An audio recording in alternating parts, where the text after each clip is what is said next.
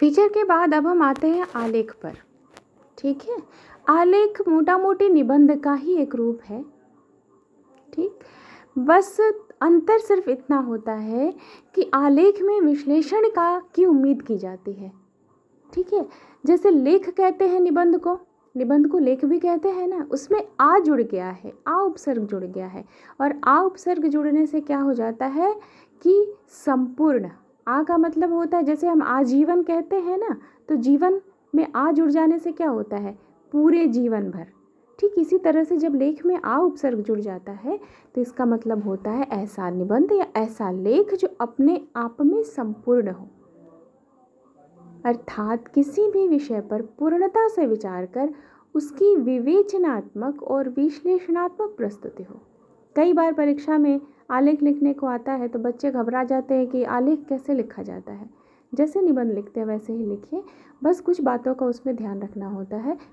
जैसे कि फीचर में आप अलंकारिक भाषा का प्रयोग कर सकते हैं, लेकिन इसमें आप अलंकारिक भाषा का प्रयोग नहीं करिए, आप इसमें सहज सरल भाषा का उपयोग करिए।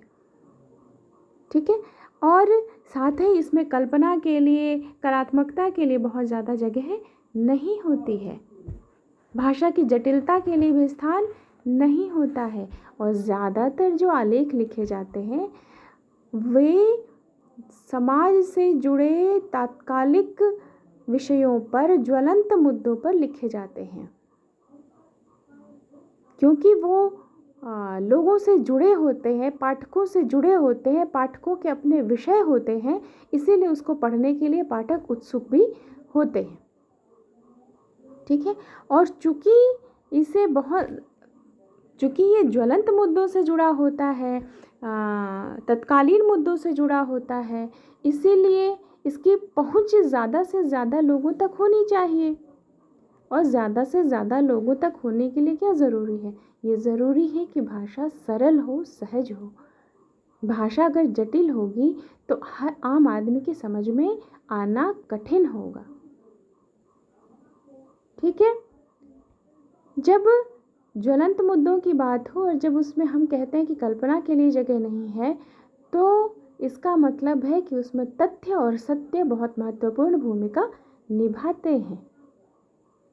ठीक है, यानी तथ्य और सत्य की प्रस्तुति तो हो ही, लेकिन एकदम मुखर प्रस्तुति हो, बेबाक प्रस्तुति हो, निर्भीक प्रस्तुति हो, स्पष्ट प्रस्तुति हो। ठीक है, जो जैसा है, जितना सत्य है, भले ही वो मुद्दा किसी से भी जुड़ा हो, ठीक है, किसी के सम्मान अपमान से जुड़ा हो या किसी बड़े इंसान के से जुड़ा हो, उसके भी विषय में अगर आपको कुछ लिखना है, उससे जुड़े किसी समस्या के बारे में अगर आपको लिखना है, तो बिल्कुल जो तथ्यात्मक बात है उसकी विश्लेषणात्मक प्रस्तुति होनी चाहिए, जो सत्य है उसका विवेचन होना चाहिए। यही होता है आलेख। तो आलेख अगर आता है तो घबराने की ज़रूरत नहीं है, यह जैसे आप निबंध लिखते हैं वैसे ही लिखना होता है, बस इसमें थोड़ा तथ्य डालना ज़रूरी है और आपकी अपनी वैचारिकता होना उसमें बहुत ज़रूरी है कि इन सारी बातों का क्या विश्लेषण आप करते हैं।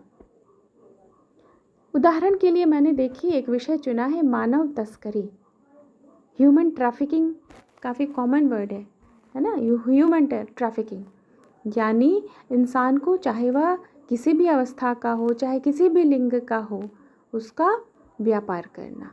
तो आलेख कैसे लिखेंगे, अगर मानव तस्करी विषय है तो किस तरह से लिखा जा सकता है, एक उदाहरण मैंने दिया है। मानव तस्करी का अर्थ है इंसान को, चाहे वह स्त्री हो या पुरुष, वयस्क हो या बच्चा, अवैध तरीके से विविध उद्देश्यों से व्यापार करना। देखिए, इसमें मैंने सबसे पहले मानव तस्करी शब्द को विश्लेषित किया, इसकी परिभाषा दी कि वास्तव में मानव तस्करी है क्या। अर्थात जब भी कोई विषय आपको मिले तो पहले उसका परिचय होना चाहिए। निबंध में भी मोटा मोटी यही होता है, पहले परिचय देते हैं। ठीक है, तो व्यापार करना, ये हो गया मानव तस्करी, यानी एक वस्तु की तरह जैसे खरीद बिक्री करते हैं वैसे ही इंसानों की खरीद बिक्री होती है। इसमें देह व्यापार, नौकर बनाना या मानव अंगों का व्यापार करना जैसे उद्देश्य शामिल हो सकते हैं। यह दुर्भाग्य की बात है कि तथाकथित विकसित हो रहे समाज में ऐसे कृत्य जहां मनुष्य को पशु से बदतर समझा जाता है, घटने के बजाय बढ़ रहे हैं। देखिए, यहाँ एक छोटा सा विश्लेषण मैंने प्रस्तुत किया। पहले तो मैंने इसको परिभाषित किया, उसके बाद उसका उद्देश्य स्पष्ट किया कि ये कारण हो सकते हैं। उसके बाद मैंने विश्लेषण किया कि यह समाज में एक बहुत बड़ी बुराई है जहाँ मनुष्यों को पशु से भी बदतर समझा जाता है। उसके बाद देखिए मैंने इसके कारण बताए। एकदम छोटा सा, देखिए कितना छोटा सा ये आया है आर्टिकल, कितना छोटा सा लेख है, लेकिन इसमें मैंने लगभग हर पॉइंट को छोटे छोटे में रख दिया है। कारण क्या है? गरीबी और अशिक्षा इसकी एक बड़ी वजह है, जिसके कारण लोग नौकरी पाने की उम्मीद में ऐसे गिरोहों के चक्कर में फंस जाते हैं। कई बार होता है ना, अपने बच्चों को या रिश्तेदारों को लोग इसलिए भेज देते हैं किसी के साथ कि वहाँ वो नौकरी का लालच दिया जाता है कि वहाँ बहुत अच्छी नौकरी मिलेगी, सैलरी मिलेगी, लेकिन होता कुछ और ही है। कभी विदेश में बेच दिया जाता है, कभी बड़े शहरों में बेच दिया जाता है, कभी घरेलू नौकरानी बनाया जाता है, कभी वेश्यावृत्ति के उसमें फंस जाते हैं लोग। और कई बार तो ये होता है कि ना किसी से पूछा जाता है, ना कोई बेचता है, बल्कि अपहरण के द्वारा इन सारे कार्यों को अंजाम दिया जाता है। ठीक है, इसके बाद बाकी इसको और आप विस्तार में इसको लिख सकते हैं, लेकिन ऐसे लिखा जाता है आलेख। देखा आपने फीचर और आलेख में क्या अंतर समझ में आया ना? फीचर को मैंने इंटरेस्टिंग तरीके से, बहुत रुचिपूर्ण तरीके से सामने रखा, एक कथात्मक, सीधे सीधे मैंने शुरू नहीं किया कि बिहार की लिट्टी, लेकिन मानव तस्करी जैसे ही शब्द में जैसे ही आलेख का प्रश्न आया, मैंने सीधे सीधे मानव तस्करी शब्द से ही इसकी शुरुआत की कि ये होता क्या है।